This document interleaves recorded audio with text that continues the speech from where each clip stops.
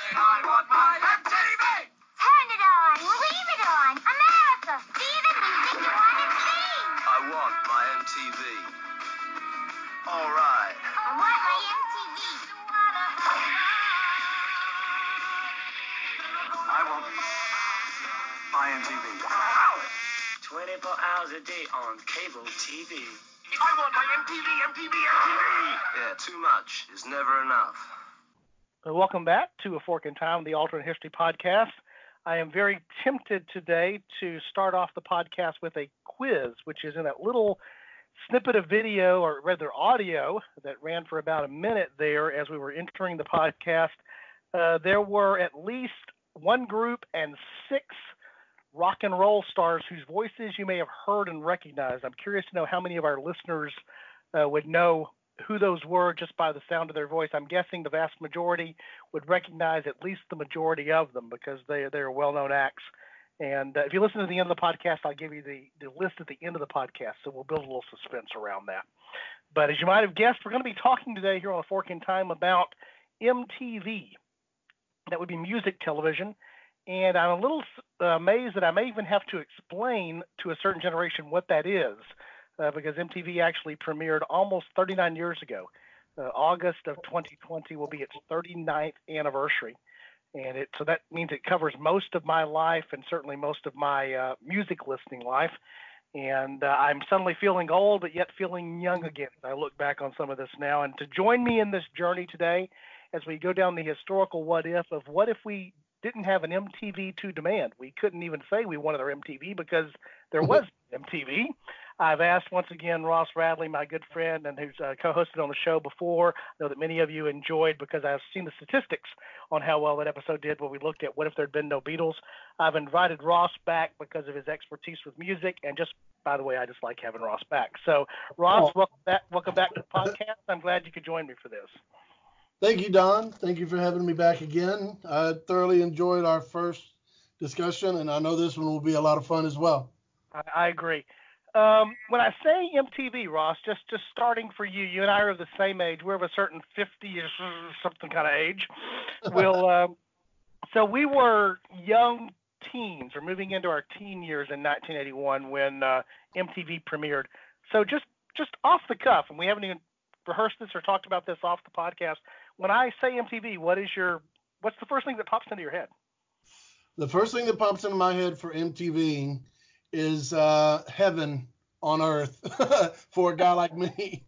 I was so excited. And I remember before we had MTV, we didn't have cable at first. When I heard MTV was a thing, we didn't have cable yet, so we didn't have MTV. And then once we got cable, our particular cable provider didn't have it for whatever reason.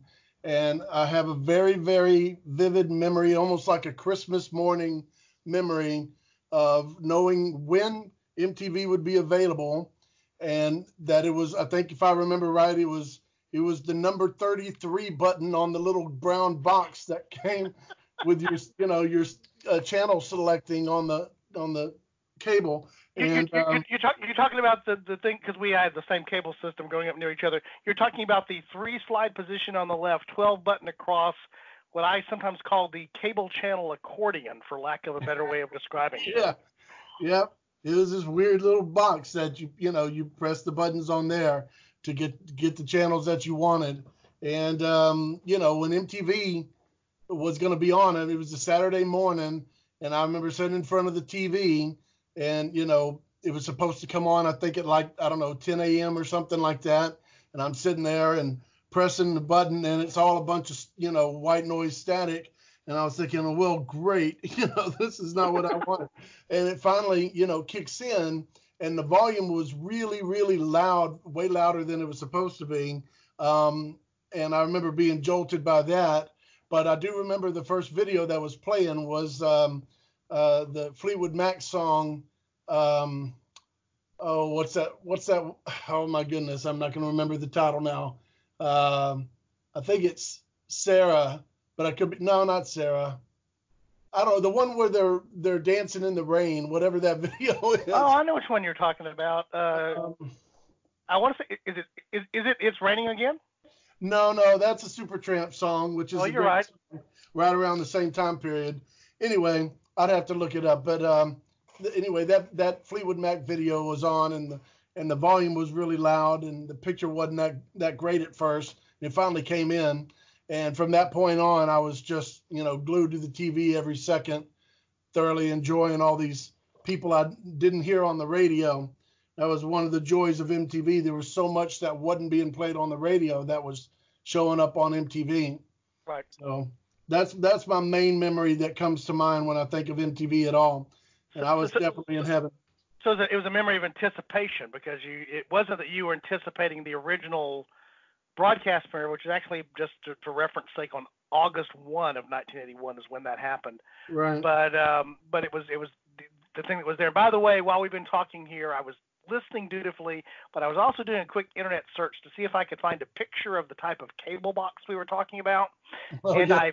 I have managed to do that. So I will put a link to that in the show notes, just in case anybody is confused about what we're talking about, because I got very attuned, as I'm sure you did, at knowing how to use your left hand to flip the 3-station selector, your right hand to move through the 12 keys, and then occasionally you'll see this. If you're familiar with this box, you're a certain age, you probably are, but there was a little fine-tuning knob on the right. So if you move too far, you'd have to adjust that to really get the picture just right. So again, I'll include that picture in the show, a link to that picture in the show notes. Just nostalgia for me, but also a frame of information for others. In fact, I think we'll end up talking a little bit about the evolution of cable TV as it mirrors the evolution of MTV, because that's actually one of the impacts of MTV that makes me wonder about what would have happened if there had been no MTV. Right. I'll very quickly share my first MTV story again. We'll talk a little bit about this. I'm sure MTV was not available on a lot of cable systems, and we'll talk about why that was for a number of reasons as we move through this. But I remember actually being, sadly, to go to a funeral for my uncle, which was up in a town about an hour and a half north of Houston where we lived. And it just so happened that whatever hotel or motel we stayed in to be there for the funeral had MTV on its cable system, which was also a little bit strange.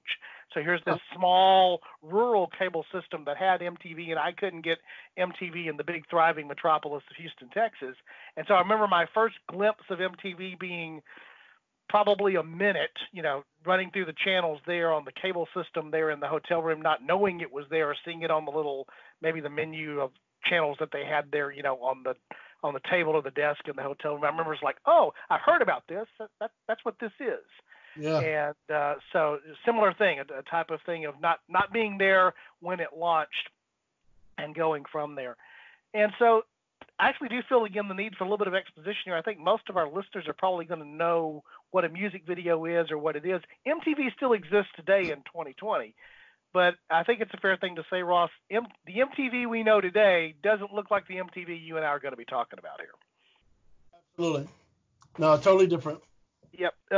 Because what it, of course, did was they showed music videos.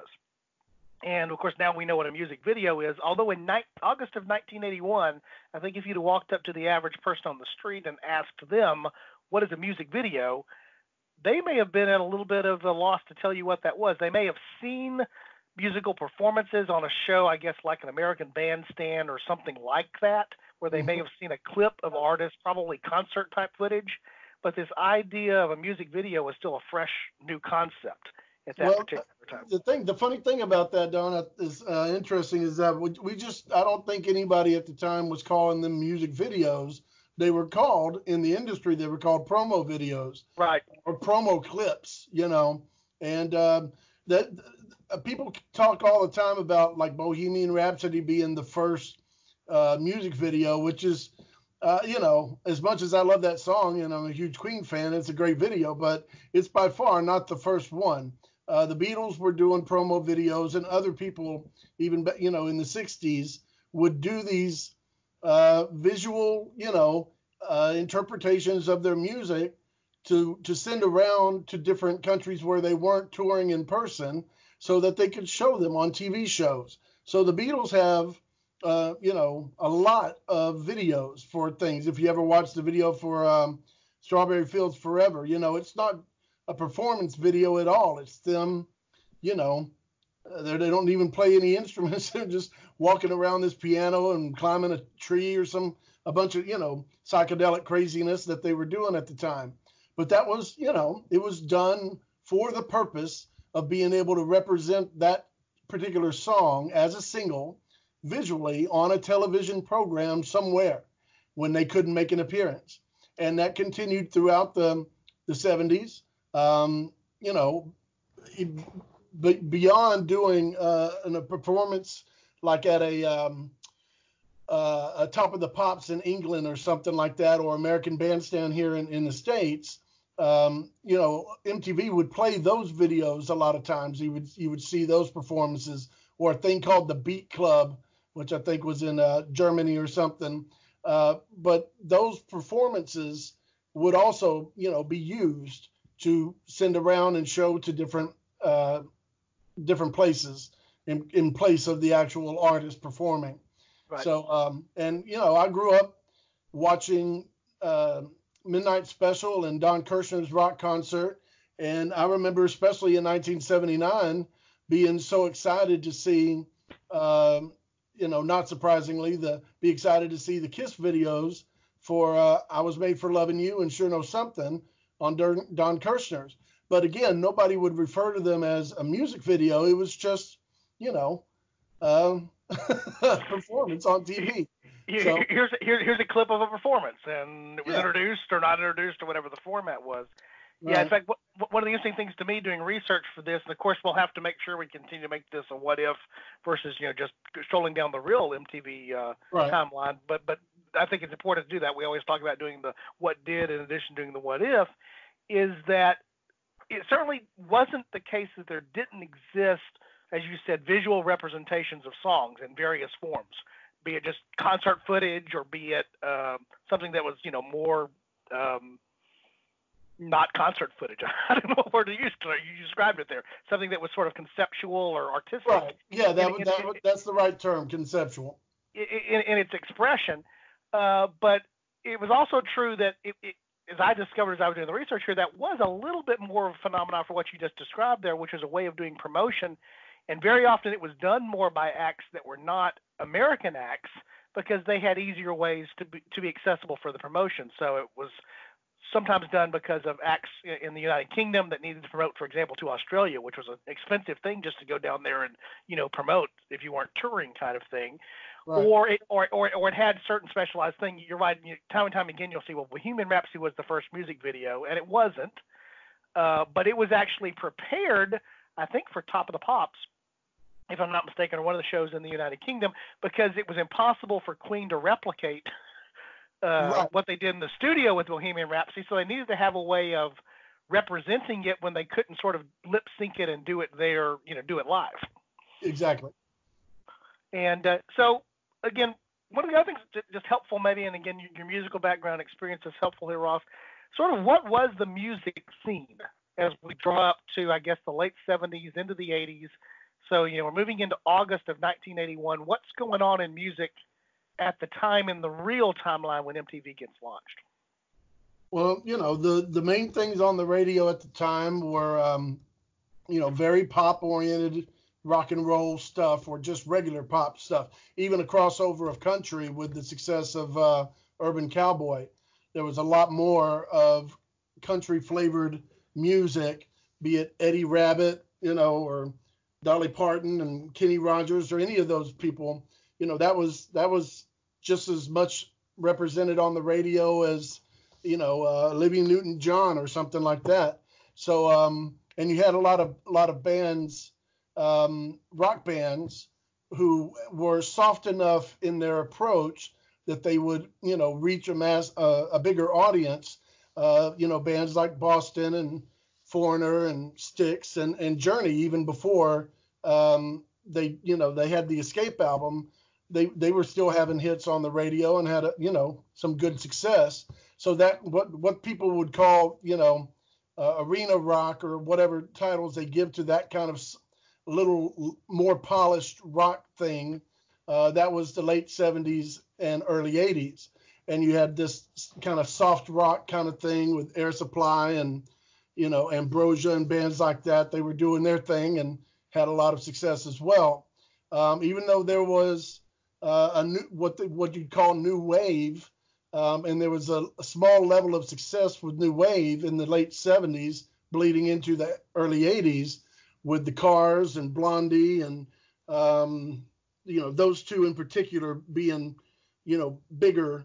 I mean, you had bands like the Talking Heads, but they weren't selling platinum albums at the time or anything like that. But the early 80s kind of new wave synthesizer thing was sort of lower on the charts. And when MTV showed up and they started showing, just like the very first video being Video Killed the Radio Star from the Buggles, which was not a hit. And no, it definitely wasn't on my radar. I'd never heard about the band. I'd never heard that song. Wasn't being played on KLOL here in Houston at all. So, but then it became a thing that you would see on MTV because you'd stay up all night long watching everything they had to show. And that made a big difference. That early 80s synthesizer kind of new wave sound, set the stage for bands like, Duran Duran and Culture Club and Human League and stuff like that. Right. In fact, one of the things that there may be the first point of departure when we talk about in terms of what if there had been no MTV, music would have continued. Music wasn't going to die. That was, no risk of that. It didn't need to be on TV. But while we talked about there were video representations of music around, be they concert footage or these promotional type videos, it wasn't that every song had one of those or that every artist had a large library of those. And so at various points in doing the research for this episode, one of the estimates that I saw was maybe at the time that they launched MTV, the folks at MTV may have had a catalog or a library that they had access to in the rights to show, because that's the other consideration as well, obviously, right, was of about 250 videos. And so their video universe was not all of music, certainly not all of popular music at that time, but it was what they had available, what they could show, what they had licensing to, that type of thing. And that wasn't necessarily directly reflective of a cross-section of what was on the radio at that time. Absolutely.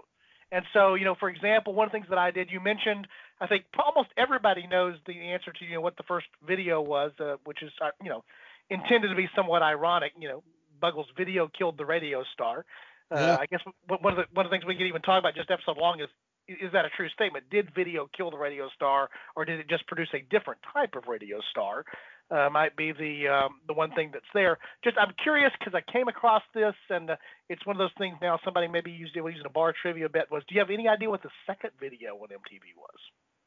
I think it was the Pat Benatar video for You Better Run, or one of those. I think very well done. If you did not look that up, I'm even more impressed than I was already impressed. Yeah. That no, you I would didn't know look that. it up, but it's just I've researched this kind of stuff over the years. There's luckily with YouTube, this is one of these days. I don't know how long down the line, but we'll have to do what if there was no YouTube. That's another good one. But yeah, they have I think the first hour or two or something like that you can watch on YouTube. Yeah, and I'll actually put a link to some of those because I found those, and it's an easy thing to link. So those that are interested in seeing that in the show notes, you'll find a link to the YouTube links on those. And so an interesting thing to say. Yeah, but it's interesting. I'm just going to read through the first 10 here, Ross, just because you mentioned Video Killed the Radio Star. Pat Benatar, who was getting a lot of play on radio then. Rod Stewart was She Won't Dance With Me, You Bet with The Who. Yep. Little Susie's on the Up, PhD. I got to tell you honestly, I have no idea what that song sounds like, so now I have to go back and listen to that. We Don't Talk Anymore by Cliff Richard. Brass in Pocket by the Pretenders. I remember the Pretenders getting a lot of airplay early on in the days of MTV. Time Heals by Todd Rundgren. Take It on the Run by REO Speedwagon, and then Rockin' the Paradise by Styx. Those were the first 10 that were there. Just skipping down, there's some Iron Maiden. The Pretenders actually were the first artists to be played twice. They were also the 19th video. Again, that idea of what was available and what was not available, and what was there. Here's an interesting contrast. Again, I'm not trying to put Ross on the spot or make him play trivia, but for the first week in August 1 is the premiere of MTV. So we've talked about what the first videos were. Do you want to take a guess at what the number one single on the Billboard U.S. single chart was for the week ending August 1, 1981? I don't know why, but I mentioned Olivia Newton-John earlier. Is it like Physical by Olivia Newton-John or something like that? It is not a bad guess. I don't know where that would fall in there, but it's actually Jesse's Girl by Rick Springfield. Excellent. Yeah, and you mentioned Air Supply. They have the number 2, the one that you love. And just to give you an idea what can sometimes happen, this still happens in music today, the theme from The Greatest American Hero was the number 3 song in the country. I love it. I'm just saying, Ross, believe it or not. That's all I'm saying. That was the and again, when I think of that song now, I think of Seinfeld. The parody. Believe it or not, George isn't at home. Exactly. So, yeah, I'm probably now going to have to find that and link that in the show notes too. You're going to give me a lot of linking I'm going to have to do here, Ross, to keep our audience engaged. But you also mentioned the country influence there as well. Kenny Rogers had the number 4 song. The Oak Ridge Boys' Elvira was number 5. Absolutely. Ronnie Millsap had the number.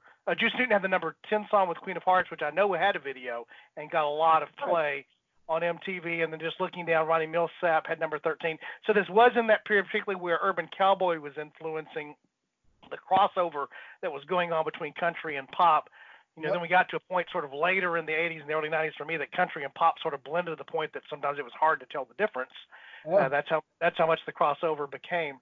But my point here is that if you looked at the list of MTV's first videos and you look at what was being played on the radio, in other words, what was on your music TV and what was on your music radio at that time were not in alignment with that premiere. Yeah. No, that's that's the thing that makes it so impactful. That it was a new source of material that wasn't being represented on the radio. And for music lovers such as myself, all these great songs to discover, and the interest of just being able to see it, also that that part of the entertainment, seeing what these people look like and how they act and all that stuff. I was in heaven, man. It was really a big deal for me. It was so exciting to get to see, rock bands and these weird, British bands and stuff, it was just flock of silly haircuts. Flock of seagulls and exactly. No, it was great fun, man. I don't have any negative feelings about it at all. And I was glad that over time, they diversified and it started, with the success of Michael Jackson, they started showing more black artists, and Prince became huge and, all this other stuff. And it was wide open. Of course, after that early 80s country thing, you didn't see much country on MTV. Or, even at the time, as far as I know, I don't think they played country music videos ever on MTV that I remember ever seeing. I do remember seeing the Juice Newton Queen of Hearts, but I think that was back in the early days when it was just hey, they had a video for that and there wasn't much else to show, and Right. it was still getting airplay on the radio. But yeah, you're right. Of course, eventually what also morphed is because of the success of MTV, suddenly there was more space in cable networks. We'll talk about here in a minute. Suddenly there was an opportunity to actually have country music television. So country music can have its own, like it did station in the radio world. It can now have its own video outlet, so that they're not trying to compete for that. And that raised another interesting point to me, because this predates my musical experience, because growing up in a large city that had a number of different radio stations that were different genres. You mentioned KLOL. That was one of the rock stations here in Houston. There was a very popular country station here in Houston called Kick. That was another one called KILT. That were the two big country stations. My parents listened to them, so I was familiar with them. But you knew where to go on your radio dial to find the particular type of music you were most interested in. And if you were musically diverse, you would skip around using your pull it out and push in the little things to move your. I'll have to include a picture of that, how car radios used to work, for those who don't understand what that's about. But you may have 4, 5 presets on a car stereo, if you had presets in a car stereo that were push button and they were fixed, and you couldn't easily scan digitally like we do now or seek. And so your listening real estate was pretty limited, and you knew where the stations were that you listened to, and you moved around among those. And so, for example, you mentioned KLOL. That's where you would go to hear your album rock, kind of approach to things. You'd go to KIKK if you wanted to listen to country music and the other things that were out there. That's a long setup for me to say, but I've heard about, particularly in smaller markets where you only had 1 or 2 stations, where you did have this. I think John, I don't know if he's going by John Cougar Mellencamp, John Mellencamp, or John Cougar now. That's an MTV, outpouring as well. But that guy who blended across the musical styles talked about a lot of his musical style was based on the fact that he grew up in a small town where the radio station played all kinds of music because there was only one radio station. Right. No, in the 70s, radio was very diversified. And that's, you could hear such a wide variety of different types of music on, whatever pop station was. So, growing up in the 70s, listening to music as a little kid, there was, it became a little bit more kind of segregated during the 80s in the radio, more specialized stations. But you could hear all kinds of different stuff on, AM or, FM radio stations back then. That was one of the reasons I loved it so much and grew up with a lot of different stuff to like. Right. And the reason I bring that up is that I think in some ways MTV being, at least for a period of time, they're the only channel or medium that most people were getting this through. It sort of harkened back to that diversity element that was being brought through because there was one channel to move all of this through. Right. And so you might see, now you mentioned something that we'll come back to later. Eventually you did see more diversity there, being diversity with Michael Jackson in some ways almost breaking the color barrier on MTV, which is an amazing thing when I was researching this to go back and see. I just think, well, of course, Michael Jackson was already a known quantity. Why wasn't, and had things that would make him great for video, the dancing and the production qualities. But it really wasn't until Billie Jean and then, of course, Thriller that became part of the MTV rotation. We'll talk a little bit more about that. But if there had been no MTV, I guess one of the things that I'm saying is if there had just been radio, which, as you pointed out, was starting to channelize more and segment more, right? You might have a different outflow for music in the sense of people would have gravitated more towards what they liked, and they would not have been exposed to, as you point out, things that you'd never seen before or didn't know. That's the biggest thing you can say about MTV. That impact of, even though they weren't initially playing black music, the variety of different pop and rock music that they were playing, even things that I don't know if you would call it rock. You know what I mean? I don't know. It's very difficult for me to sit here and say that, Human League is rock. They're pop, I guess, and a lot of that stuff, that's the best way to describe it.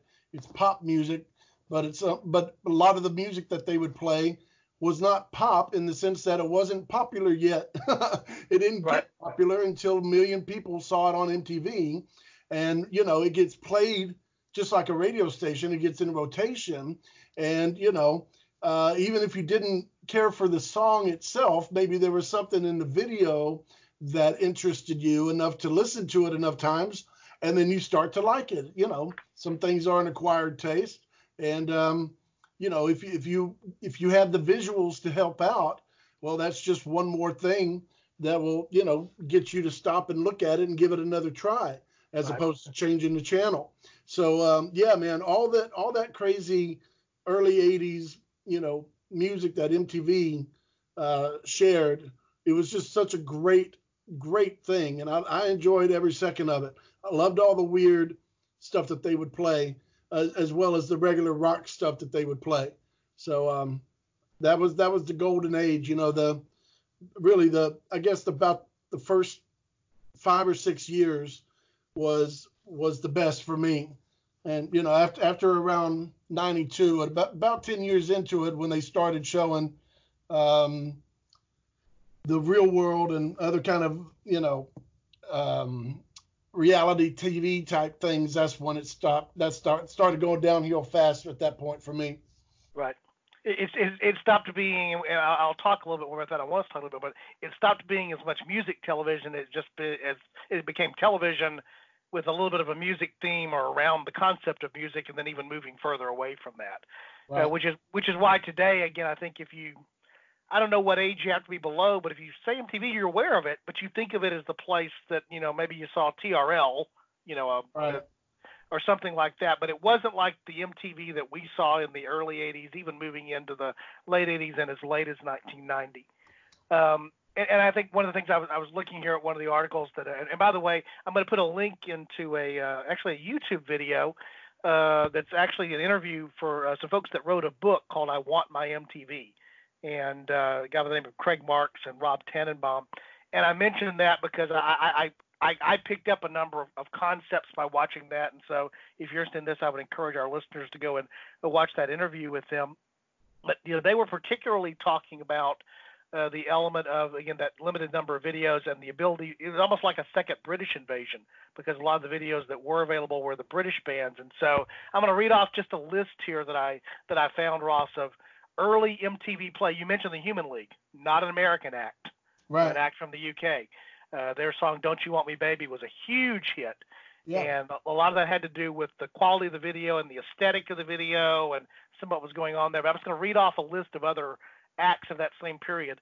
Flock of Seagulls, which will forever remind me, Flock of Silly Haircuts.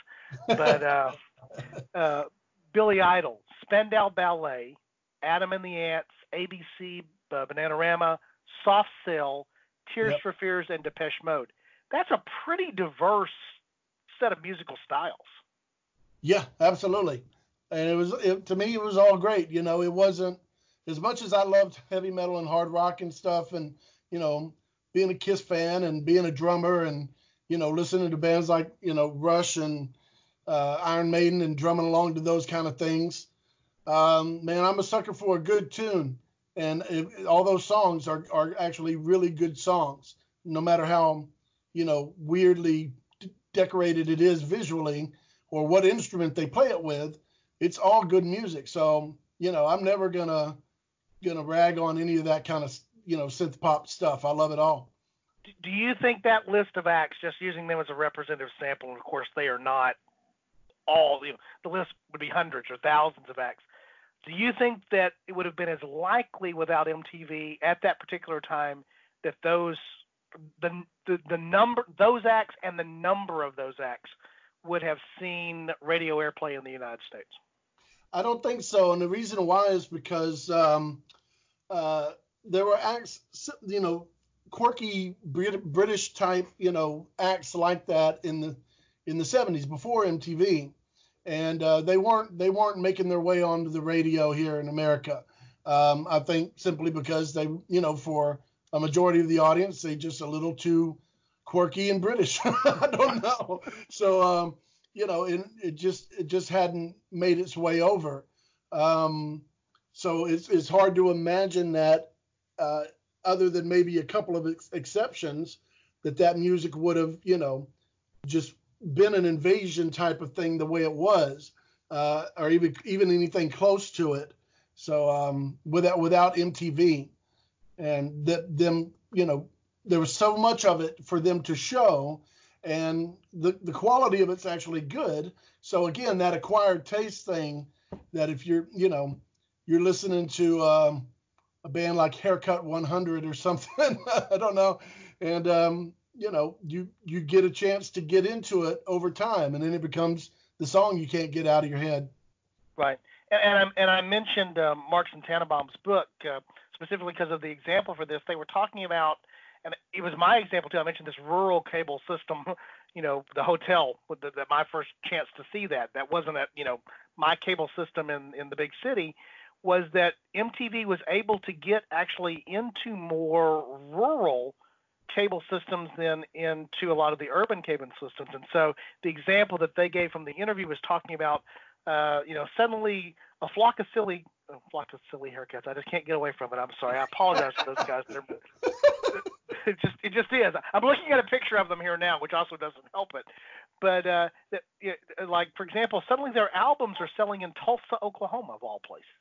Yeah. And the reason for that is that MTV has penetration there on the cable systems. People are seeing that, and suddenly people are going out and buying the records.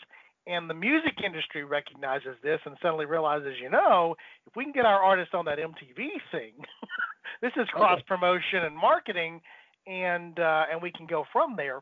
The other thing that they talk about, which again also this alter what the industry have been without this, it opened up acts to different markets in different ways and exposed listeners. You mentioned your own experience, my own experience, but the other part of that was that, unlike the way that things worked with royalties for playing records on the radio, MTV really didn't have to pay those types of things for the music videos. Right. And so it became very profitable for MTV because they were able to build a different business model, something that had never been done before. And in fact, it was in the best interest of the artist and the labels to make these videos and make these videos available because it was a marketing thing. And so it turned into a money printing press for MTV because they really didn't have to pay for their inventory, what they were playing. Their overhead was relatively low in those early days, but they had all kinds of supply of the thing that they were supplying to the public and they were putting on the air. Yeah. No, I thought they were just over the moon about that, the situation they found themselves in. And it's funny to me when I think about it, I don't know, it seems like such a no-brainer to me, but apparently, it was not a no-brainer because it took so long for it to become a thing, for somebody to do a 24-hour music channel, just like you have radio, it's on for 24 hours, it's on all day and all night. Then they, have it on TV too. But once it caught on and it was, every teenager was glued to their TV, especially, during the summertime when they didn't have to go to school and stay up, it's on 24 hours. Well, I got stamina. I can stay up 24 hours and watch it over and over and over again because it was so much fun. Yeah, I agree. To me, it changed habits there. And again, just to not chase this rabbit too far because it's really not relevant here, but part of the reason it wasn't everywhere was, again, we talked about there were 36 channels available on the cable network that we had growing up as teenagers in the neighborhoods that we lived in. And so it's not like today with digital cable where it's a 300, 500 channel universe and plus on demand. Is that there were a limited number of slots, and so channels competed for those slots. In fact, on our cable system, I can't remember which one shared, but there were a couple of networks that time shared a slot. This was like something during the day, and it was something else at night. In other words, that one channel was split between two networks that were there, and because of franchising rules and legal things, you had to have at least one public access channel that basically never had anything on. So one of your channels was eaten up by that, and for whatever reason, the channel that was the upper left, Channel 1 or Channel 2, was of such poor quality they never could put a network there. And so part of what was going on, in fact, that's what led to the show started with that compilation of MTV's ads where people were demanding their MTV. And you say, well, if this thing was so popular like we're talking about, why did they need to produce an ad campaign? The reason was there was limited space out there and there were other networks, other genres, other money interests that were competing for that very precious space on your cable box. Yeah, and you know what? Speaking of that thing where these well-established artists are, pretty much promoting this new thing as if their life depended on it. When you actually watch that video and you see the enthusiasm that they did those ads. Have you ever seen Sting that enthusiastic to do anything else? No, that's what I'm saying. It's just amazing to me that they were that.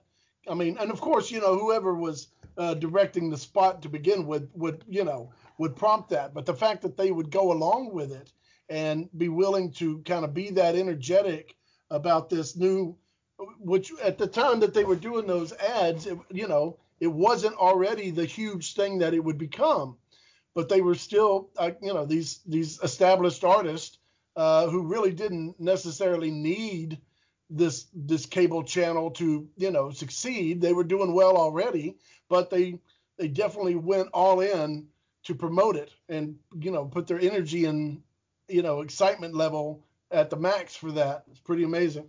Right. One of the things I want to, again, talking in the area of the what ifs, there's almost like the holy trinity of MTV stars, artists, or what it produced. And I ran off a list of British bands, but I intentionally left one off. You've mentioned them at least once before. Do you have any idea who I didn't mention in that list of bands, Ross? I'm sorry. Remind me what list of bands you're talking about. Flock of Seagulls, Billy Idol, Spandau Ballet, Adam and the Ants, Tears for Fears, Depeche Mode. I didn't mention one that was really big in the early days of MTV. And they're British? They're British. Culture Club? Culture Club would be a good guess, and I think they're probably in that next tier. But I'm talking about Duran Duran. Oh, yeah, absolutely. Oh, my goodness. When I say Duran Duran and MTV, what is the first thing that pops into your head? The perfect marriage, made for each other, and just you can't even imagine. I mean, can't even talk. It looks so much like a prefab arrangement that some really smart entrepreneur guy found these good-looking dudes and put them together, and they have these backing musicians that actually play. But as long as, it's like any boy band, it's just the look that'll sell it.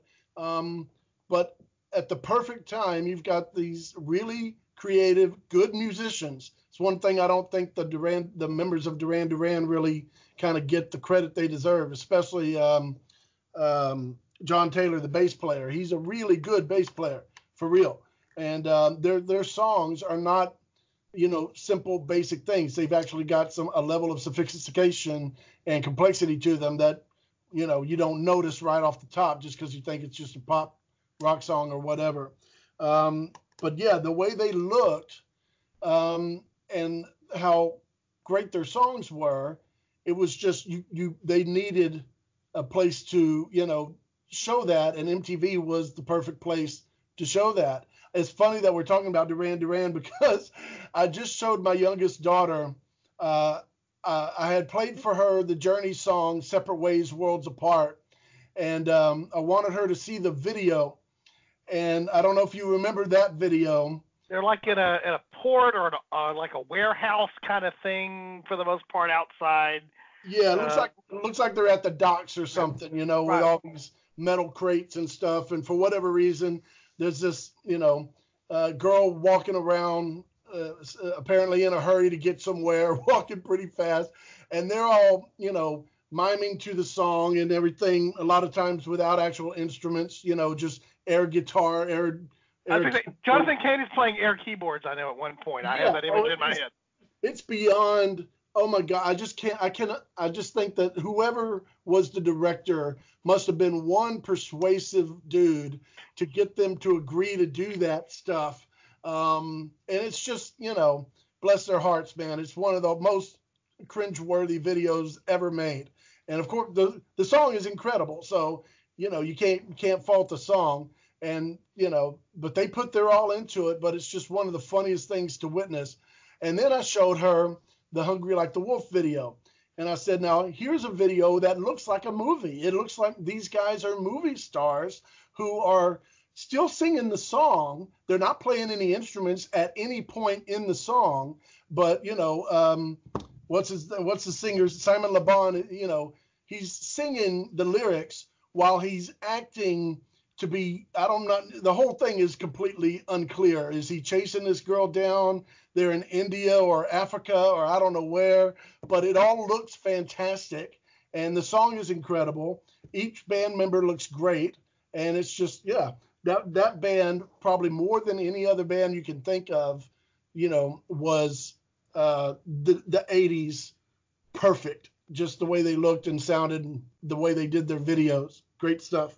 Yeah, and in fact, you'll see that in almost anything that you read, or "Hungry Like the Wolf" is almost always referenced. Duran Duran is referenced because it changed the genre. After that, bands are like, I want videos that are like that video. Yeah, no doubt. And that led us to some really strange places in the process. Let's be clear about that. But it set a new standard for what was. I remember. I guess it was their song, "The Reflex." I remember that being, because the other thing that MTV would do a couple of years later is the premiere of videos. So they would build up, the premiere of the video, for whatever it was. And I remember Duran Duran being one of those where the video for I guess it was their next album, when the song "The Reflex" was, they hyped that thing for like a month. It felt like, and it was visually very stunning. I have this image in my head of like a simulated water dump liquid thing or something. I mean, it was. They had raised the bar for what, for what the standard for a video was.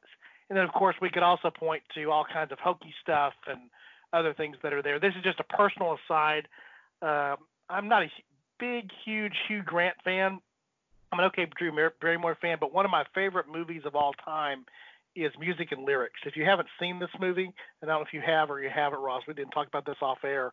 But I think of another act that was heavily benefited from MTV, and that was Wham, and particularly George Michael.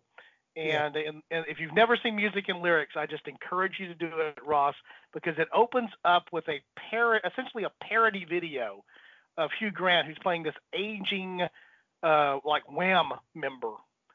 Who's trying to get his mojo back, and is touring and doing the whole amusement park type of venue types of things, and the music, the fake music video that's the flashback to when he and the other guy were this group called Pop, and the name of the song is "Pop Goes My Heart." If you haven't seen that, Ross, and anybody else that's out there that is of this generation, you'll know exactly when you see that fake video. You'll go, they caught it exactly. The campiness, everything about that sort of screams that wasn't, but that just as easily could have been a video from like 1984 or 1985. I mean, they nailed it. And the fact that I can recognize that tells me that there was something that MTV had caught in the bottle that you can identify. Oh, yeah, that was it. Right. No, I'll have to check it out. I've heard of the movie, but I've never seen it. All you have to do, it's actually the opening sequence to the movie. So again, that's a plug. I don't know if I get royalties for that or somebody will pay me for doing that, but and the rest of the movie is okay too. The rest of the movie is a nice romantic comedy, but when I saw the opening, I had to go back and watch it again. I'm like, that captured music videos from that era to a T. What we're going to do is we're going to take a quick break here. We actually want to bring a word from one of our sponsors, so we're going to jump in here real quick, Ross, if I can. And I mentioned the book, I Want My MTV. And again, I mentioned that I'm going to include a link in the show notes to an interview by the authors. But what I want to do today is let our listeners know that one of the things we've done on the podcast now is we've managed to work some arrangements where our listeners can take advantage of some special offers that can benefit them and also can benefit us on the podcast in terms of providing some support for the podcast. And one of those offers comes from Audible. Audible is actually part of the Amazon family of companies, and Audible provides audiobooks. These are not books on tape. We live in a digital age now, so you can get your audiobooks downloaded to your phone, mobile device. You can play them out over your smart speaker, various ways of listening to, and they are full-blown, well-narrated, well-presented audiobooks. And so one of the things that we have available for listeners to A Fork in Time is the ability to go and get a free trial, a free 30-day membership at Audible. And what comes with that is the download of a free book. So you can actually get a free audio book by following the links that you'll find in our show notes, or by going to Audible Trial, that's audibletrial.com/a-fork-in-time. And if you take advantage of the free offer there, again, you can have a 30-day free trial, download a free book, and the podcast will benefit from you going and doing that. So we just encourage our listeners, if you have an interest in books and you like to have them read by professional readers, by narrators, which I actually do. Most of the books that I quote-unquote read now I do by audio because it works well during my commute and other things that I do when I'm around. One of the ways that you can help the podcast is by taking advantage of this offer and arrangement that we have with Audible. So I'd encourage our listeners to go to, again, audibletrial.com/a-fork-in-time, and you can check out what the offer is there. And if you found the conversation that we're having here about MTV interesting, one of the ones you might want to download for free would be Craig Marks and Rob Tannenbaum's I Want My MTV. So if that's something that's of interest to you as a listener, we'd encourage you to do that. So Ross, thanks for letting me do that, and we'll jump back into where we were. One of the other questions that I had for you was, you mentioned already, do you think Duran Duran would have made it on American radio somehow, some way, without the extra rocket boost of a video like Hungry Like the Wolf or Rio? I do. The early Duran Duran stuff, the very beginning of, I guess, the first album, it was not quite as rock as their later stuff. So they had stuff out before MTV, or right around the time MTV. Let me see here. I'll tell you. I think their first album came out. Rio came out in '82, so that's why that was such a perfect timed thing for them. But their first album came out in 1981, probably early in '81. I'm not sure what month it came out, but Girls on Film and Planet Earth were the two songs they had on there. And again, those are synthy, poppy, British sounding enough that it wouldn't have had as much of an opportunity or chance to succeed on American radio at the time, the mainstream radio.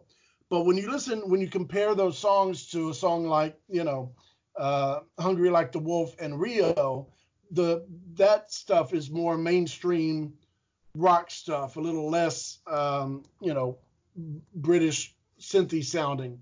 The guitars are a little bit more prominent. The drums are a little bit more prominent. It's a little more, rock than it is synth pop stuff, kind of, new wavy.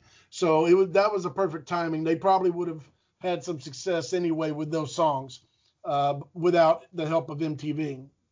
But again, that visual for them, the way they looked and the way their videos were put together were just such a perfect combination that, that's when things reach the stratosphere, is when you have a combination of things. I always try to explain this to anybody who's curious about it. Elvis, of course, as an example, was a great singer. I mean, he had a really good voice, like a genuinely good voice, right? Not just good for rock and roll or good for this, that, or the other. But his personality and the way he looks, of course, makes his everything he does bigger and more attractive. You like the song, and then you see him and you go, well, I like the whole package. And that's the way it goes with any of these bands, like the Beatles. And, there's a look going on, as well as great songs that make it become this humongous thing. And, and that's why nobody's having big discussions about, Bachman Turner Overdrive or somebody like that.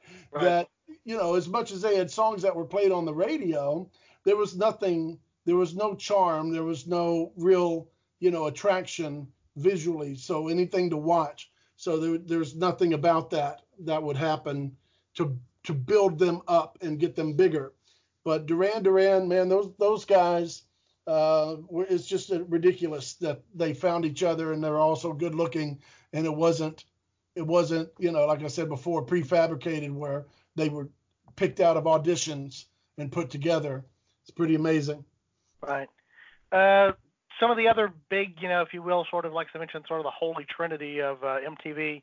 You sort of can't talk about the impact of MTV and thus what would have happened without an MTV without going to Madonna. Yeah. So I'll ask the same question there. We can talk a little bit about why it worked for her. Again, I think it also is probably the person, the medium is the message and the medium amplifies whatever's there. She certainly was well tuned for this medium and understood how to capitalize on it in a different way than Duran Duran did, actually, but also capitalizing on it. Would we know Madonna today without MTV? I don't think so. I think that's even more of a more pronounced example. Not that she wouldn't have had, success as a pop singer, and her songs, the big songs of hers are big because they're great pop songs. There's no denying that. So it's not that the music didn't have substance and it was only, her videos that carried her or any of that stuff.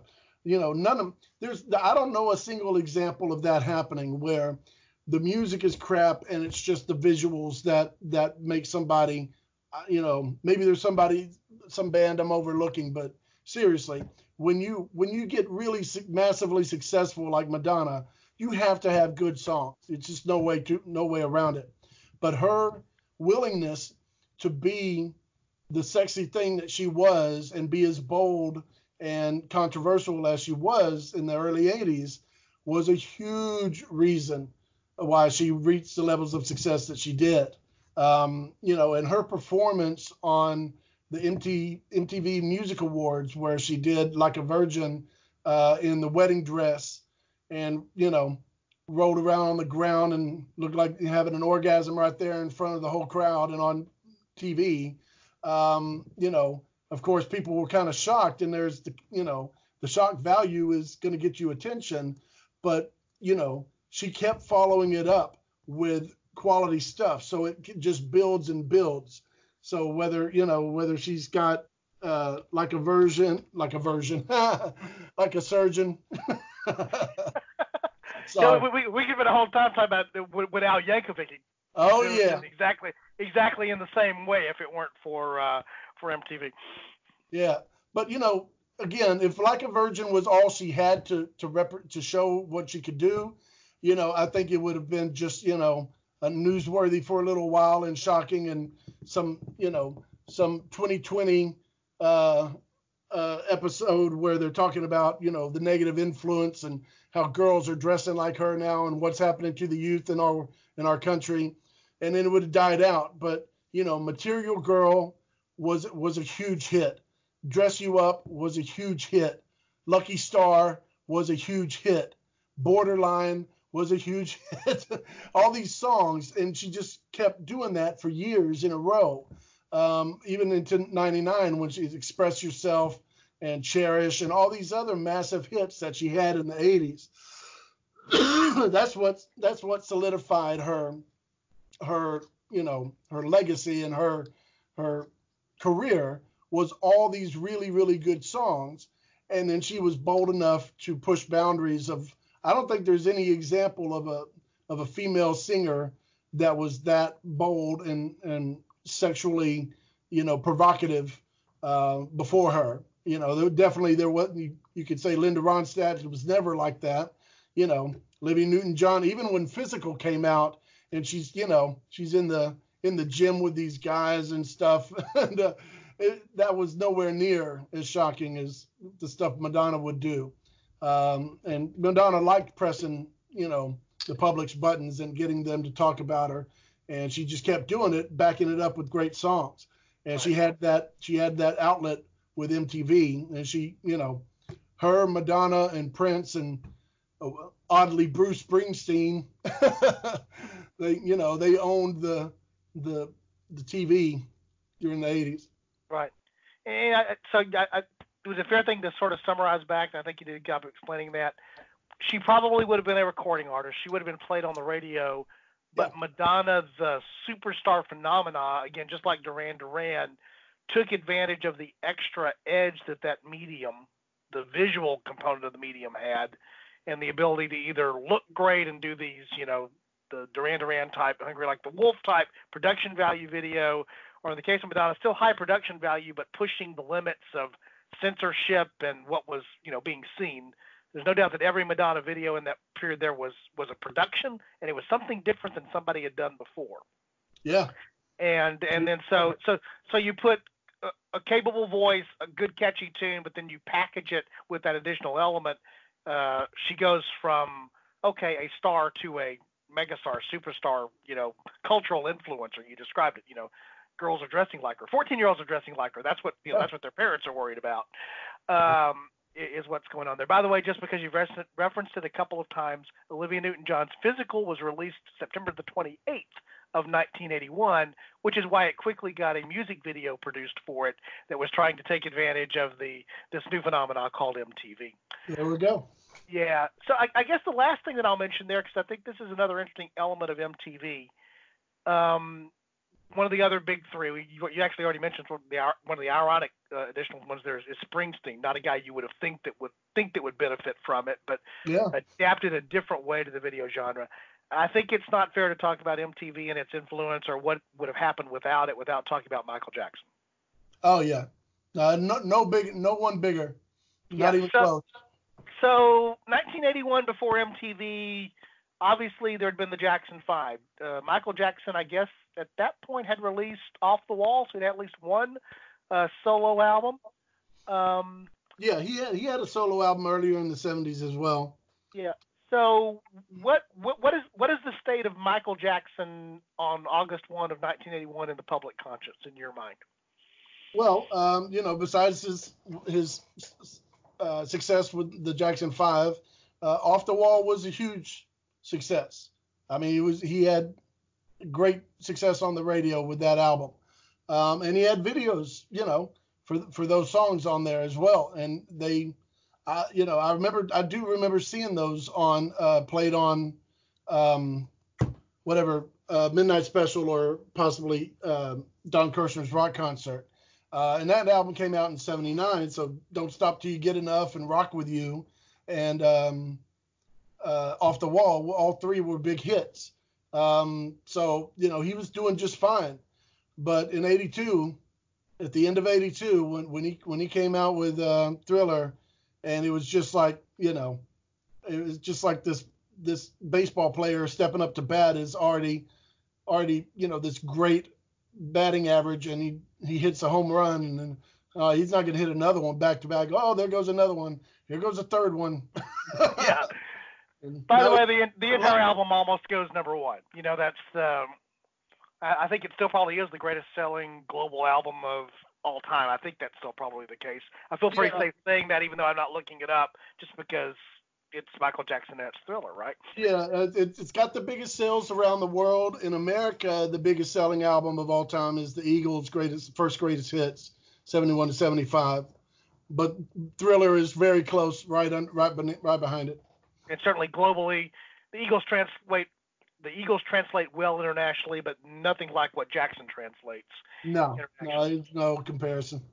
So again, going back to this concept of how MTV was the perfect medium, perfect time, I think it's a fair thing to say, we don't need to spend a lot of time about it. It amplified who Jackson was as a star because of his ability to dance and to do these things visually. And then, of course, those videos you just mentioned, Beat It, Billie Jean, Thriller, those were, in the early days of MTV, you could hardly watch the channel for probably more than an hour without seeing one of those three, at least for probably a year there to some degree. Yeah, it was all over 83 because the album came out at the end of 82. So 1983 was, the year of him. So again, now we're an alternate history podcast. So now we're trying to imagine there is no MTV.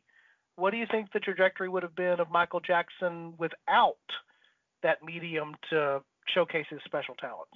Yeah, again, he would have had the success with those songs and on pop radio. There's such a crossover, especially Beat It with the rock guitar thing. There's no reason that song would not have been, not just relegated to the R&B charts, or on those stations. and he would have, his performance at the, I think it was the Motown 25th 25. Yeah, the Motown 25 or whatever it was. Yeah. Yeah, man, when he did the moonwalk, that was a thing unto itself that was just, everybody was blown away and everybody was talking about it afterwards. So, his level of success would have been, humongous anyway, because that album is like a greatest hits album. And, it's the big three songs on there, are the big three for, good reason. But it's not like the rest of the stuff on that album is filler. I mean, Want to Be Starting Something. The Girl Is Mine, the duet with Paul McCartney is incredible. Human Nature, Pretty Young Thing. It's just such an amazing, successful album straight through. And not just for, R&B type music.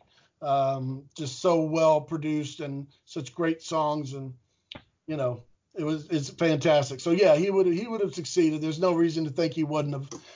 But those videos, the way that the Billie Jean video, him stepping on those little squares and lighting them up and stuff like that, how cool that looked in the Billie Jean video, the whole gang, West Side Story type thing to Beat It. But unfortunately, when I think about Beat It, I think about Weird Al Yankovic, and it's hard, I see that fight scene at the end and imagine that they're holding on to, rubber chicken. and again, you have that image in your head. Thank you, MTV, because it was even the parody had a place to get played on the main thing that was there. Yeah, and Yankovic, Weird Al Yankovic, without those videos, just making fun of the song, it would have been just, a low-level success, little parody video, parody song, or what we would call a novelty song, like blue, one-eyed blue, something flying purple people eater, and those kinds of songs, the Dr. Demento list, But he got to put these videos as parodies of the actual video and make fun of everything and make it hilarious. And that's a big reason why he has the success that he's had. So flashing forward a little bit here, again, talking about the world where there is no MTV, you mentioned it already. By the early 90s, as popular as this was and as huge as it was, like most things, it had started to run its course. There were competitors out there. The digital cable universe is now not just 36 channels that you need the special accordion dexterity to work the controller to slide around between. We actually have remote controls. We can go straight to channels and that kind of thing with cable-ready TVs. And so MTV is starting to lose its luster after about 10 years. And so I think one of the things to talk about, again, the impact, what would there have been no MTV, they produced this reality program. I put reality there in air quotes, called The Real World, where it's an unscripted, artificially created. It's sort of the first reality show that's not really true, because PBS did some stuff in the early 70s that, followed like a Real Family, that kind of thing. But it was the first, what we might think of as a modern reality show to some degree, some way, shape, form, or fashion. And MTV is the pioneer that does that. So I guess, how much influence do you think reality TV has had on our culture, let's say, in the last 30 years? I think it's had a huge influence because, it became the prevalent programming on TV, gradually from that point. Once The Real World was on MTV and that kind of programming apparently became more successful, that's when you started seeing more and more of that kind of thing go on. And, for me personally, I've never cared for reality programs. First of all, of course, it's not real. It's not reality, but it's, and it shows, it sort of glorifies the worst in humans. And I never enjoyed that kind of, I don't enjoy that kind of program. And I don't like watching people be their worst selves all the time. And so I would tune out of those kinds of things. Interestingly, at the same time, around the time they did that program, they started having like game shows, which I really did enjoy that. I liked the remote control. Do you remember that show? I do. It was their first game show. It was sort of a quiz show that was around. I guess it had some music themed stuff, but it was different. It had some zaniness to it. Yeah, and as much as I love music, I love comedy as well. And when things have comedy, I'm gonna be more likely to watch it. So that kind of stuff was fun. And of course, in the first half or the first 3/4 maybe of the 90s, they were still showing videos and featuring artists that I hadn't seen before, including the whole grunge thing that would come up. Getting to see all that stuff, and it was still a lot of fun. I enjoyed all that, but the whole reality show thing has just never been my cup of tea, and so that's when they started to lose me. And the more that they started programming that kind of material, the less I would switch it over to MTV, because I didn't get to see videos, and I didn't want to watch people being jerks. So. Right. Well, and there's also something to be said for the original format, which is a video version of listening to the radio, where you can sort of have it on in the background and pay attention or not pay attention to it. If you're really going to watch a show like The Real World, you have to really watch it, sort of to know what's going on, what's the context of that. And so it changes the experience of it's on, and oh, I like that song, or oh yeah, I want to watch that video too. Oh, now I got to sit down for 30 minutes or an hour and pay attention to this. And in fact, that was one of the things that comes up in the book that I referenced there. I want my MTV, that the authors were talking about, was MTV was also having now difficulty holding on to advertising revenue, because they knew in this, with a larger number of channels and attention spans dropping, is that very often when an ad would pop on between videos, the channel got changed, just the same way you might change the radio. And so by programming 30-minute shows, hour-long shows, including game shows, the concept was, okay, you're going to stick around, which means that we're able to, charge for the ad revenue, which of course is what fuels the network, is they have to be able to have that. But also MTV gave us, for better or for worse, Beavis and Butthead. I loved it. Yeah, so that was part of that early 90s thing. And actually, someone who I'm looking at a picture now here on my screen, he looks like himself, but he looks different. A guy that later went on to host a little thing called The Daily Show and have tremendous success. Yeah. But the first talk show on MTV was actually hosted by Jon Stewart. That's funny. I didn't realize that was on MTV. I didn't remember that. I remember watching it, but for some reason never made the connection that was actually on MTV.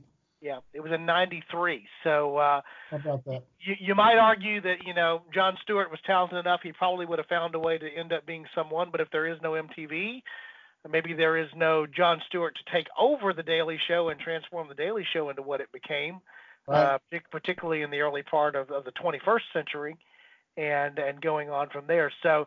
We spent a lot of time obviously talking about the music impact of MTV or no MTV, but later the network still had enough clout and was still there that it altered TV to a degree in a couple of different ways, particularly in the early 90s, because of what it had done altering TV by bringing music to the table in the early 80s. Right. No, and I'm if MTV is responsible for getting Jon Stewart out there, then, definitely got to give MTV, some respect for that, because I'm a huge Jon Stewart fan. Love that guy.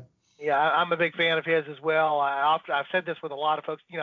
My politics and his politics may not always agree, and I can say that of a lot of other folks on both sides of the political spectrum.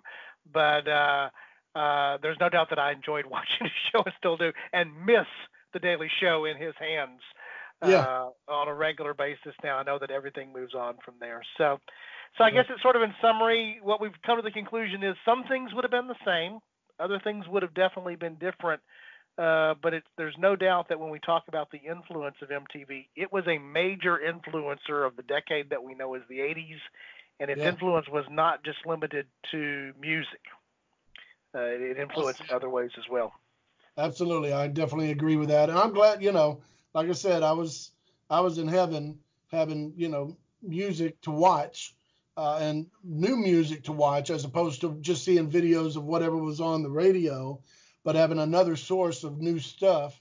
And pretty much all of it was quality. I mean, as far there were some duds in there, but those were the exceptions. Most of the stuff that that they would show on MTV, again, I think it was good quality music, and became successful because it was good quality music, not just because it had a weird video with some guys in jock straps running through the corridor, I don't know, whatever that Total Eclipse of the Heart video, all the weirdness going on in that, But that song is a good song, and all those successful MTV songs are really actually great songs if you look at them as, just forget about the visual aspect. So yeah, it was great fun. And the negative side is when it switched and they just started showing reality TV stuff and became the Jersey Shore and all that kind of crap. yeah. So again, along the same lines there, and somebody who's listening to this podcast might be a Snooki fan. I doubt that, actually, to be honest, but it's possible. But It brought you Jon Stewart, and it brought you The Situation and Snooki. So I'm reminded of an old George Carlin bit where he's talking about license plates in the United States and slogans that are on them. I think it's Vermont that's live free or die, and Idaho is famous potatoes. And he's somewhere between those two things is where is where truth lies. It's somewhere between live free and die and famous potatoes. Exactly. So George Carlin is talking about missing somebody. That guy's sorely needed. His point of view and his intelligence and his razor sharp wit could definitely use some of his points of view right now. Yeah, I agree with that as well. And I guess the only other thing that I want to mention that is sort of an interesting, in other words, one of those twists of MTV, actually does relate back to the fact that it was the campaign, which is what we played the little ad snippet here to lead off the show with, was that I mentioned, and you mentioned this as well, you were anticipating the arrival of MTV because you didn't have it. MTV did a very unique thing in that it actually did something that other networks would do later, which is actually it found its audience and appealed to its audience to help it get into a limited channel universe. The reason that MTV was able to get one of those 36 slots on our old style cable changing box when they were still in that mode was that they appealed directly to a group of fans and motivated or activated a movement. Yeah, to activism. Get that going. It was activism, yeah. Activism, yeah. Great, smart. Yeah, and you may say, well, that wasn't political activism. It was commercial activism, but it was activism. But then later they would do things like rock the vote and do other things where they did seek to expand that activism out to other forms of activism using that same model that they had done before.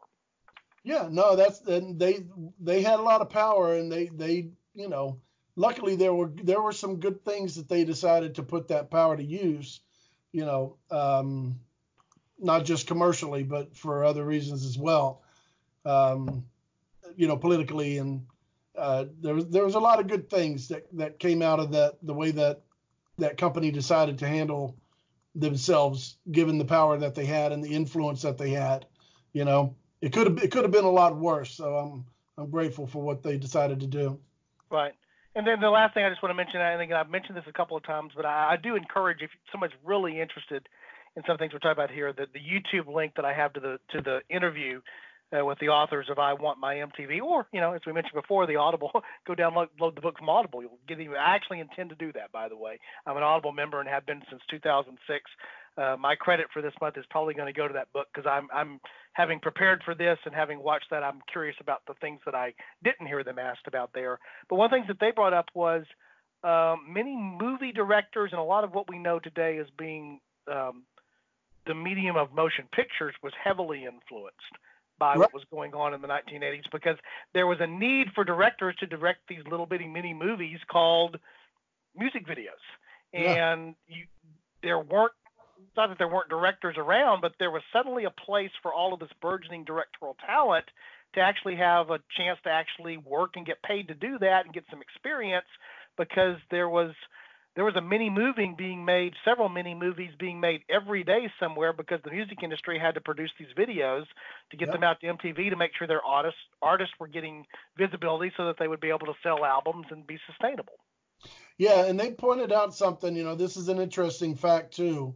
The kind of shift, that besides being a good musician, and which is enough, and hopefully, being a good songwriter or having somebody that can, write good songs that you perform as a good musician, but then also having to be, you have to become a performer, which, there are certain people who are natural performers, and the rest of them just are called musicians. They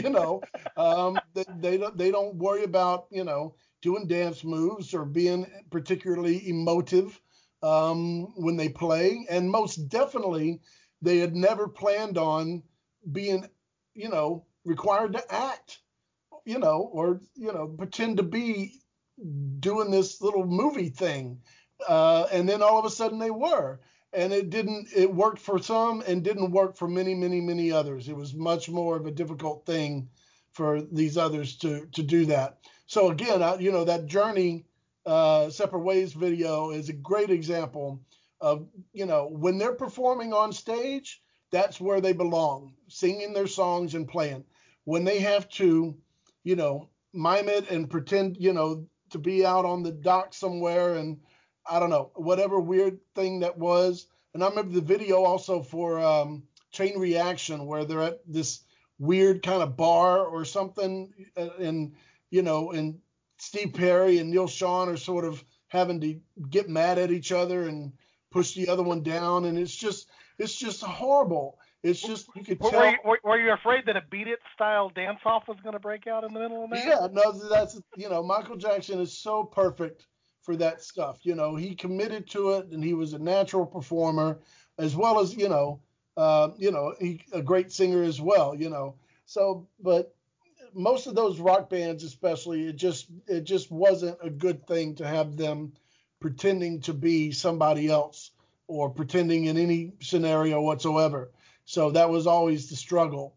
Bless their hearts for trying, man, but that didn't turn out as well as they'd hoped. And, I'm sure they hate, it's a double-edged sword. They're glad that they had the exposure, and it definitely, increased their album sales. But now they have to, they have these videos, hanging over their heads for the rest of their lives.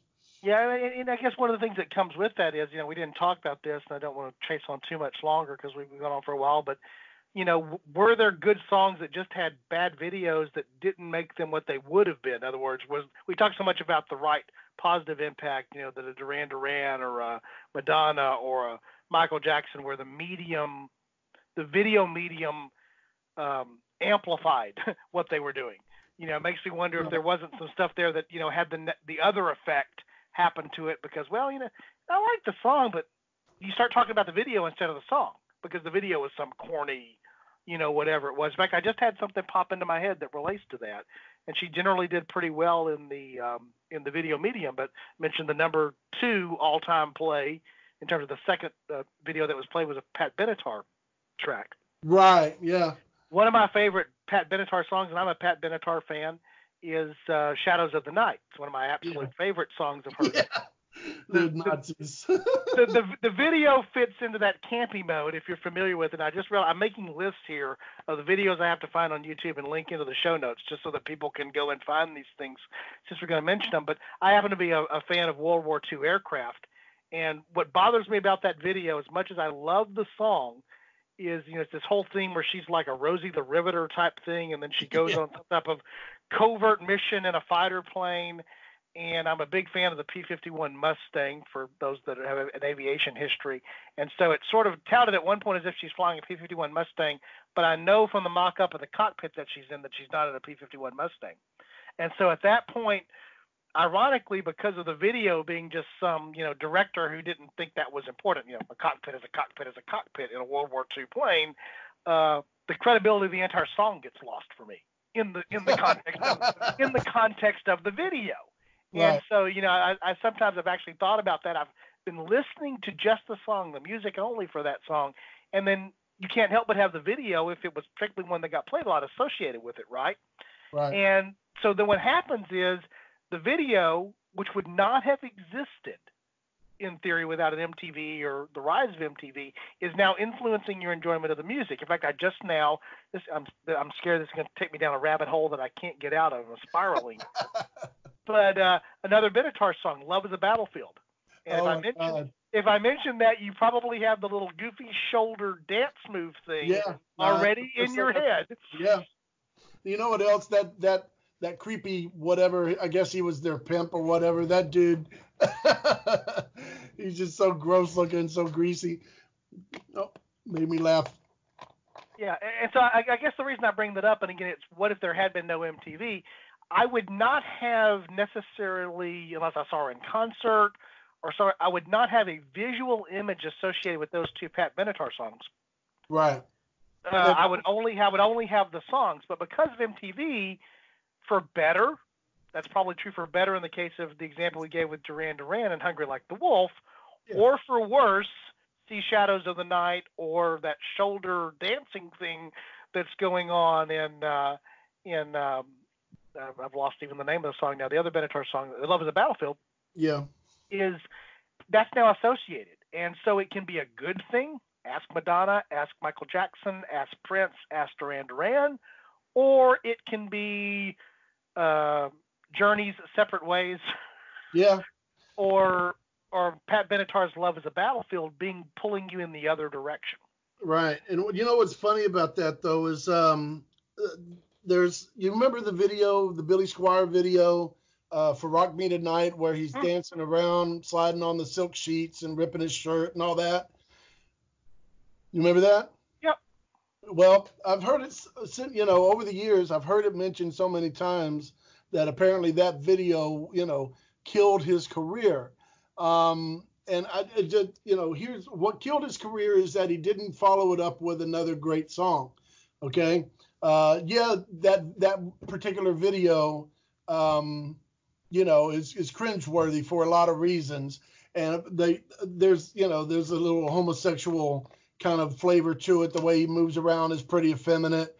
And so these people that I've heard said, apparently, because he was like this rock star, guitar rock guy, and then his fans, the guy fans, watch him sliding around on silk sheets and kind of sashing around in pink or whatever, and that means that they won't accept anything else that he ever puts out. And of course, I just think that's a load of nonsense. As much as they might have been turned off by it, if he had come out with a really great song after it, on the next album, it would have been fine. But the album that he followed up after that album is an album called "Enough's Enough," and "Enough Is Enough" in '86, and it didn't have those hits on it. It doesn't mean it doesn't have good songs, but it didn't have hit songs, great songs that he had on the level of he had success with before. So any of these things to say that, a certain video would be enough to kill somebody's career, I don't buy it, because, the fact that ZZ Top became, video darlings is enough right there to go, okay, who banked on that? Who sat there and went, yeah, here we go. Here's these, scruffy dudes and beards, and now they're going to be the biggest thing on MTV. When you've got Prince and Michael Jackson and Madonna, ruling everything. How does that look and that music fit in to make you go, yeah, that's successful? It's just, the whole thing's such a crapshoot. And I'll use the example of the Beach Boys with the Kokomo song. That song, everybody pretty much knows that song at this point. But the Beach Boys, who had all the success in the early 60s, could not get arrested in the 70s and the 80s. And then they came out with this undeniably catchy as all get out song that has so many hooks in it, it's criminal. And then, of course, with or without the video with John Stamos, it doesn't really matter. This song is a huge hit.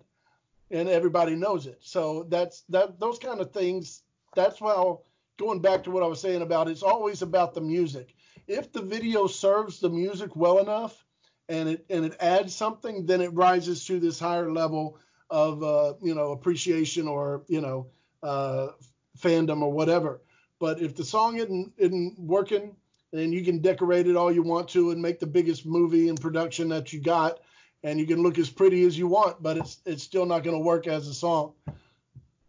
Yeah, and so I guess one way to summarize that back is, did it matter? Did MTV have an influence? Yes, we've spent an hour and a half talking about that. But Yeah. Your point is, your point, I think, is a consistent thing you've said before, and I know you'll say again.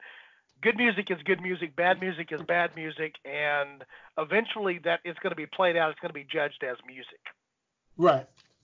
And the artist would say, I remember reading a lot of interviews at the time where they were like, some artists didn't even want to do videos because they didn't want to, put images in the minds of the listeners.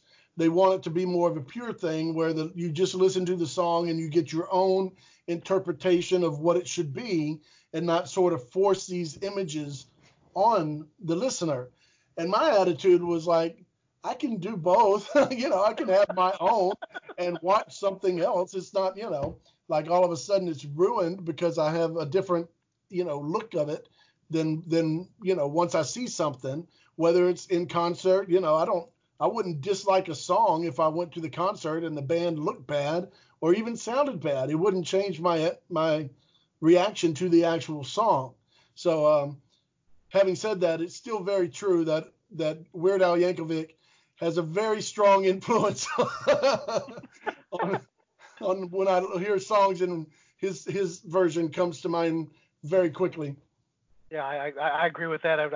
I'm not going to go there because at least 5 or 6 of his things popped into my head while you were talking there. We're recording this the night after. If some of you watched on TV, the Jeopardy tournament, the greatest of all time tournament, we're recording one night after that, and so I suddenly have Yankovic that he lost, the parody of the Greg Kihn song, the Weird Al talking about he lost on Jeopardy. Yeah. And what's there. The other thing I'll mention, just because it's in my head, if I don't say it, I'll regret later, is it was interesting you talk about Steve Perry and Journey with the Separate Ways video and then something else. I actually remember later for one of his solo songs, Oh Sherry, the video is almost a parody of the video making process. Yeah, there you go, exactly. And so within that's 85-ish, maybe 84, 85. Mm-hmm. It's not that much later. Beyond Separate Ways is 83, and I think Oh Sherry is probably 84, 85 at the very latest. Right. And so it's only a year and a half later that one of the things you can do in the video is make fun of the fact that the videos are these overproduced, Steve's some king in a castle kind of thing, right, or something, and all he wants to do is sing a love song to his girlfriend kind of deal. Yeah. And yeah, and so to me, that just thinking about that when you're mentioning, I was putting the time frame, I'm going, it only takes a year and a half before music videos are parodies of the music videos that are only like from 6 to 9 months before, or that are current at the time. And that's that you have a powerful medium when that happens, which is to say, that's how I think things would have been different without MTV, in the sense that you wouldn't have had that powerful medium doing that. But again, I know to your point, the music, when it comes to the music part of music television, the music would have won out as the music, most likely, with a couple of exceptions.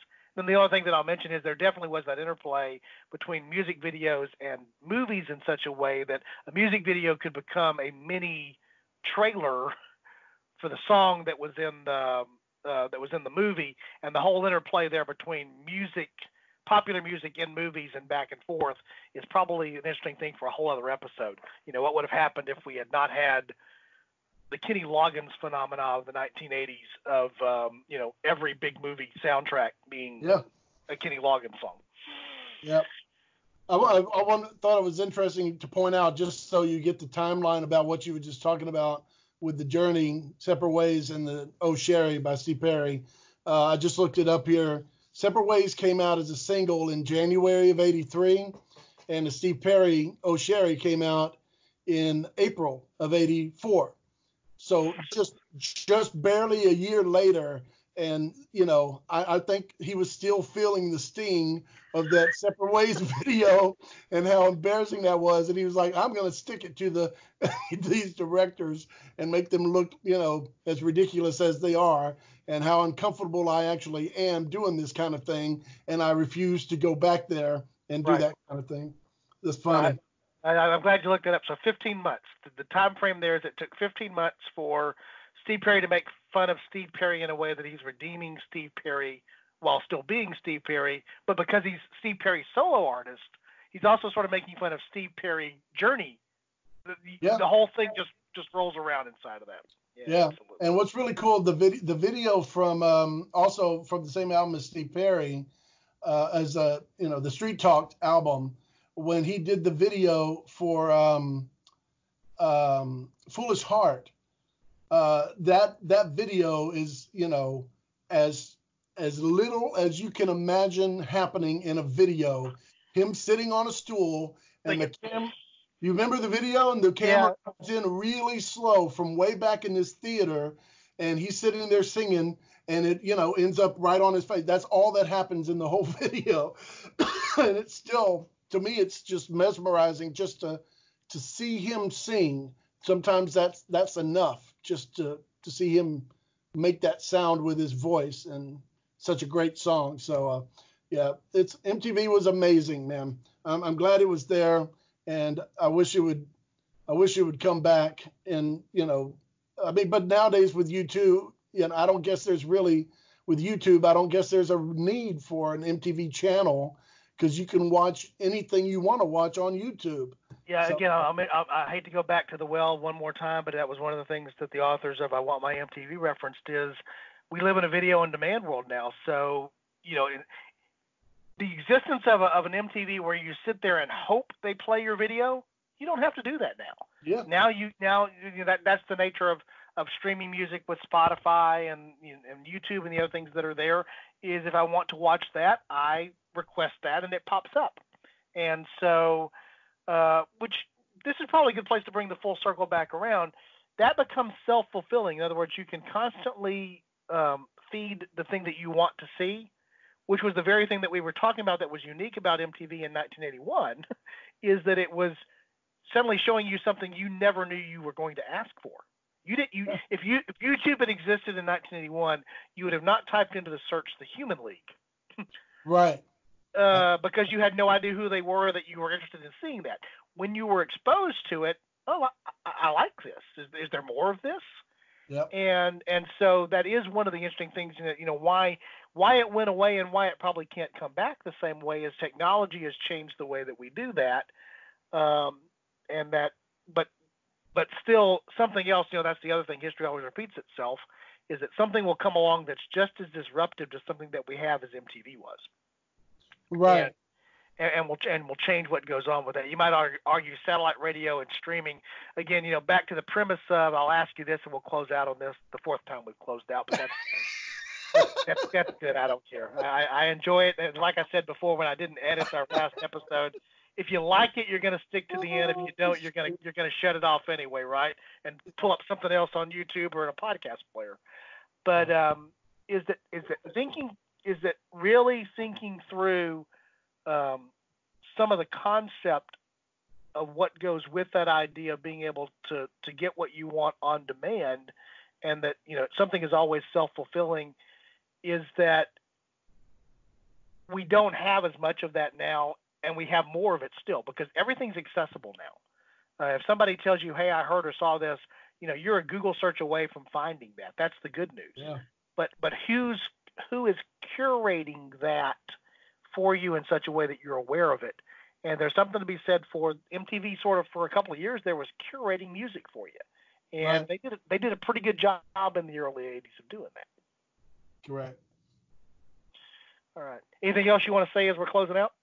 I got nothing else to say. to channel a little Forrest Gump here, that's all I have to say about that. That's all we can say about that. No, listen, of course I could talk forever about anything to do with music and stuff, or any subject with you, Don. You make, your ability to listen and respond and add to a conversation. This is perfect for you to be doing podcasts and things like this. And I wish you the greatest success and continue on forward. And I really appreciate you letting me join you for, a few of these discussions. I enjoy it thoroughly. I do too, and it's fun because we're friends that go back a long way, and we just enjoy talking. And I hope that comes through on the podcast, which I think it does.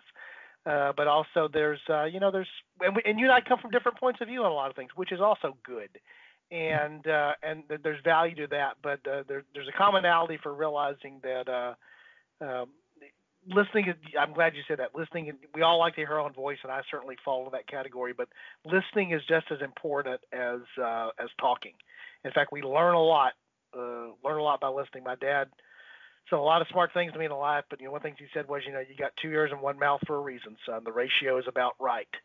And Right. he understood something there that's fundamental. So, Ross, again, I appreciate you joining us. I know I'll have you back. We'll find some things. We'll probably find some things that are non-music, because I know that's not the only thing that we can talk about. Yeah. But certainly, anytime we have the opportunity to come to a musical topic, you're the first person I'm going to think about. So as we close out the podcast here today, once again, I want to say thank you on behalf of Ross for joining us here on A Fork in Time, the Alternate History podcast, as we look at this different journey down the path of what happened after August 1 of 1981, which is the premiere of MTV, and how things might have been different, or just even talking about how things were impacted, trying to think through how they might have been different because of MTV. As always, we encourage you to visit our website to learn a little bit more about the podcast. You can find that at www.aforkintimepodcast.com. The A is important, and the podcast is important if you're going to find the right place. And there you can get access to our entire library of episodes, provide some feedback to us, different ways that you can support us. It's all there. I don't need to tell you. If you've got a web browser, you know how to type, you can get there. And so I encourage you to go visit that. And again, we do appreciate more than anything else the fact that you do give us your time. Even as an episode runs on longer like this, maybe than some folks would normally listen to, they tell you the audio length of most podcast episodes is about the length of someone's commute, which is 45 minutes. We're way over that. You had to drive either a long way or drive multiple times probably to hear all of this. But we know that you've given us your attention and your time, and that's one of the greatest gifts that you can give. And so we thank you for that. And so we invite you back next time. We'll have something different to talk about. As you know, sometimes it's about serious history, who got assassinated or who won a battle, and sometimes it's about Steve Perry being upset about the fact that he's got to wear a crown. I mean, you get the whole spectrum here on A Fork in Time, and that's what we're shooting to do. So again, Ross, I say thank you, and I say thank you. So thank you to our listeners, and we'll invite you back next time. So thanks for joining us, and join us next time. Appreciate it. As promised, here's Don giving you the list of who was actually in the clip from the MTV ads. Started there with the members of the Police, followed by Pat Benatar, Pete Townsend of The Who, the Police back again, then I think the very recognizable voice of Cyndi Lauper, followed by Billy Idol, David Bowie, back to Billy Idol, and then to Boy George. So if you were playing along at home and you've stayed around till the end, and I wanted to get the list again, that's the Police, Pat Benatar, Pete Townsend, Cyndi Lauper, Billy Joel, David Bowie, and Boy George. Thanks.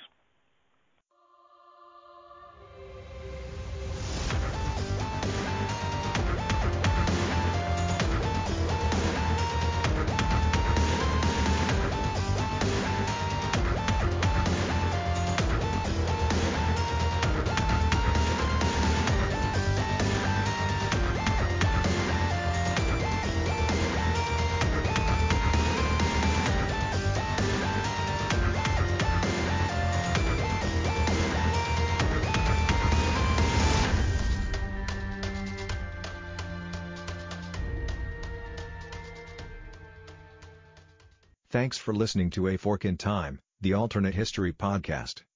Learn more about the podcast at www.aforkintimepodcast.com. Join us next time.